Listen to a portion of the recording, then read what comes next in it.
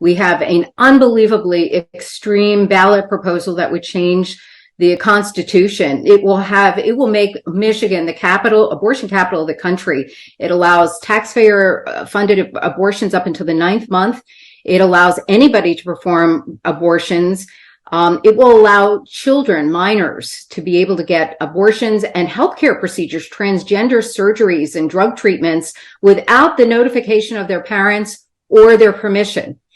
And so this is a really extreme, confusing ballot proposal. It will invalidate many laws. It will rob the legislature from having any control over abortion whatsoever.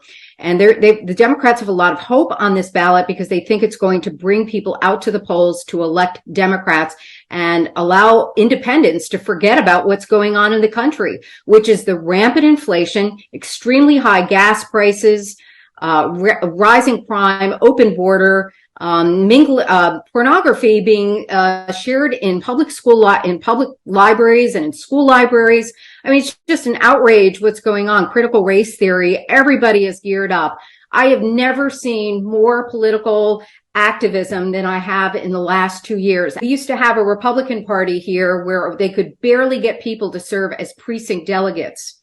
There were elections. There were so many people running for these open seats that we had elections. We had runoffs in the primaries. They were able to get some phenomenal candidates on the ballot for Secretary of State, Christina Karamo, who's just fantastic.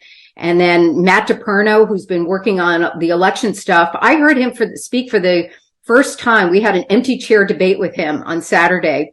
And I learned things about what our Attorney General is doing that I had never heard before, how she's weaponizing that office and picking and choosing laws that meet her political criteria that she will choose to enforce, including abortion.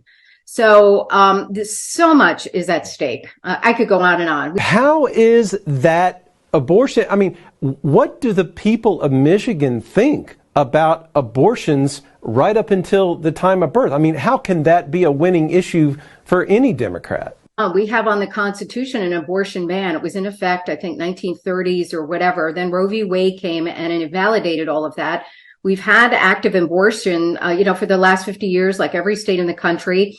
Then in the Dobbs decision, that reactivated that constitutional amendment. And what happened was groups like the ACLU, Planned Parenthood, they wanted to stop that somehow. So they first went to the courts and they used the Attorney General and the governor. They filed suits to put this constitutional ban on hold. All right. And the courts agreed with them. So abortion is still taking place in Michigan. But, and the same token, they got this ballot proposal on the ballot. And maybe people don't realize what a hurdle it is to do this. It requires thousands and thousands and thousands of signatures. We heard they were paying up to $30 a signature to get this thing on the ballot. And they've tried to invalidate. It's very vague. Again, I think they're using it for a two-pronged effort to make Michigan the abortion capital of the country and to get people out to the polls to vote for, pro-abortion candidates.